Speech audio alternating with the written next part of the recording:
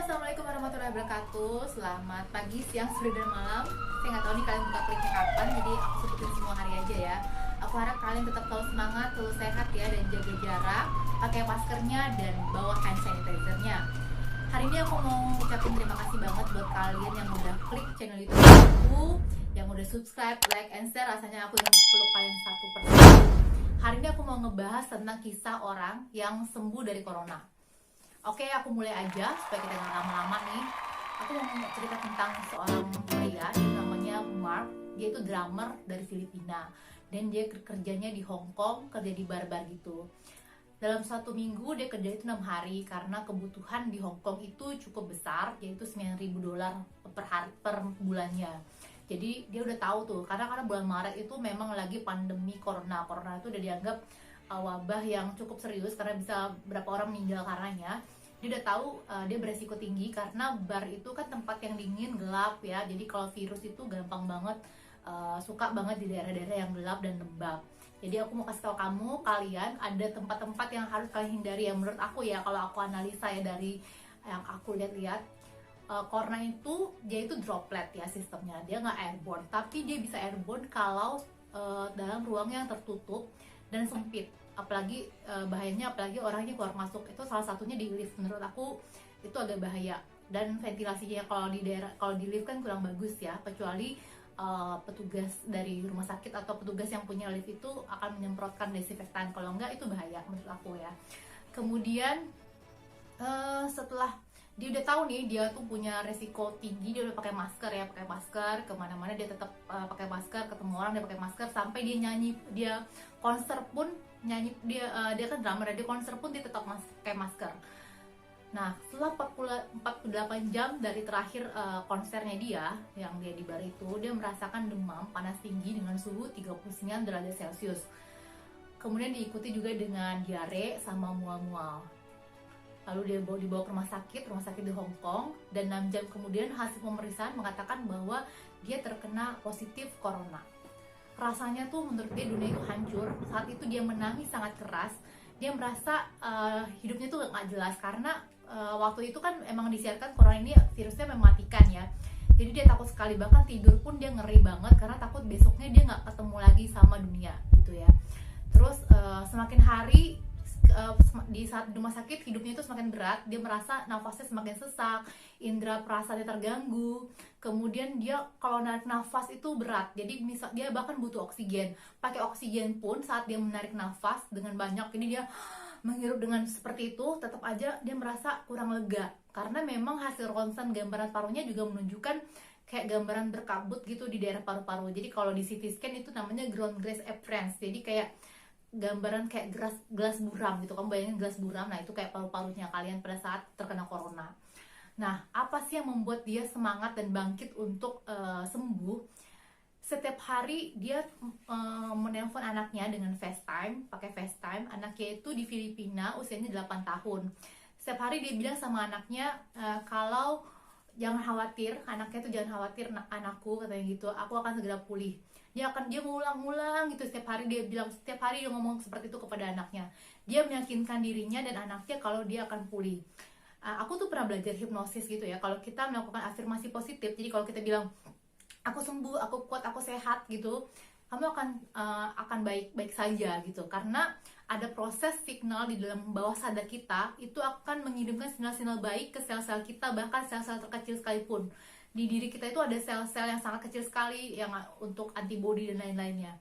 Oke. Kemudian dia itu juga rajin tidur cukup ya, tidur yang cukup ya, 8 jam sehari. Kemudian banyak minum air putih. Lalu makan obat yang dari rumah sakit, jadi kayak koktail gitu, pasti itu ada vitamin C-nya, ada zinc-nya, kemudian ada obat-obat antivirus yang diberikan padanya. Dia rutin minum obat itu ya. Pada hari ke-17, alhamdulillah dia dinyatakan sembuh ya. Oke, kalau udah tahu nih kisah positif dari orang yang sembuh dari corona. Kemudian aku mau cerita kalau di Wuhan itu, di Universitas Wuhan, dia mempelajari 140 orang di rumah sakit di Wuhan. 140 orang itu dari 99% gejalanya adalah demam tinggi. Kemudian sisanya yaitu 50% ke atas ada gejala batuk kering. sepertiganya itu ada masalah dengan kesulitan bernafas, seperti itu. Studi lain menunjukkan pada 80% itu kasus untuk orang terkena corona itu 80% kasusnya ringan. Untuk 15% kasusnya itu dianggap agak parah ya. Keparah itu maksudnya kalian susah bernafas. Kalau ringan itu cuman kayak batuk kering aja sama demam. Tapi kalau agak parah itu kalian udah mulai butuh oksigen. Nah, kalau yang 5%-nya lagi kritis itu sampai dia butuh alat bantu nafas sampai dia meninggal, seperti itu.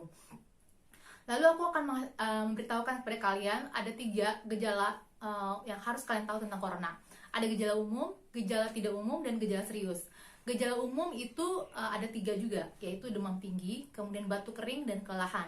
Sedangkan gejala tidak umum itu ada seperti nyeri tenggorokan, kemudian badan kalian rasanya sakit, pegal-pegal dan nyeri, kemudian ada diare, lalu ada gangguan kayak perasa gitu, indera perasa kalian terganggu, indera penciuman kalian terganggu, kemudian ada kayak mual juga, terus abis itu ada gangguan kayak ada ruam-ruam di tangan dan kaki kalian ya, seperti itu. Sama ada sakit kepala juga, sakit kepala, konjungtivitis, mata merah. Kemudian ada gejala serius, ada 3 juga gejala seriusnya, yaitu 1, kalian akan merasakan susah bernafas, jadi sulit bernafas, jadi kayak nafas tuh berat. Yang kedua gejalanya adalah dada kalian akan terasa sakit seperti dekan. Yang ketiga adalah kalian itu ada gangguan bicara dan gangguan gerak. Nah, pada saat ada gangguan gejala serius ini saatnya kalian ke rumah sakit. Oke. Setelah kalian tahu ada 3 gejala ini, tadi gejala umum, gejala tidak umum, dan gejala umum, tidak umum, sama serius. Di Wuhan ini dari 140 orang pasien itu dipelajari lagi day by day, hari demi hari, apa yang terjadi pada mereka. Hari pertama itu mereka biasanya demam, kemudian batuk kering, kelelahan. Itu umum banget hari pertama. 1-2 hari sebelumnya ada gejala mual sama diare. Pada hari kelima, kalau memang orang ini ada gangguan kayak lansia, terus ada gangguan imunokompromis. Imunokompromis itu maksudnya daya tahan tubuh mereka menurun. Siapa saja sih yang daya tahan tubuh yang menurun itu biasanya orang-orang dengan penyakit kencing manis, kemudian penyakit hipertensi, ada hipertensi nggak termasuk ya, yang menurunkan daya tahan tubuh itu kencing manis, kemudian HIV, pasien-pasien HIV, sama orang-orang yang ada pengidap autoimun yang biasa minum obat-obat yang menurunkan sistem imun mereka. Salah satu obatnya kayak methylprednisolone dosis tinggi yang diminum rutin tiap hari. Kemudian ada juga pasien-pasien yang hipertensi termasuk sama asma, karena asma itu akan mengganggu imun sistem di paru-parunya pada saat terkena corona. Lalu ada gejala lagi untuk penyakit gangguan kardiovaskuler. Itu biasanya hari kelima mereka akan mengalami gangguan susah bernafas. Kemudian pada hari ketujuh itu orang-orang itu mulai masuk rumah sakit. Jadi mereka mulai merasakan gejala serius tadi yang aku omongin, itu mulai ke rumah sakit. Pada hari ke-8 biasanya cairan sudah hampir menutupi paru-paru mereka, sehingga mereka butuh kayak oksigen lah segala macam. Hari ke-10 ini serius banget, biasanya mereka udah masuk ke dalam gangguan pernafasan akut yang membuat mereka masuk ke dalam ventilator. Bahkan kalau kritis ada yang meninggal, seperti itu. Pada hari ke-17 kalau bertahan melewati itu semua, atau nggak sampai melewati siklus itu, ada kan yang cuma batuk demam kering aja, ada yang susah bernafas aja nggak sampai ventilator. Pada hari ke-17 biasanya mereka sembuh, mereka sudah mulai bisa bernafas dengan baik, bisa naik turun tangga dengan baik tanpa bantuan oksigen.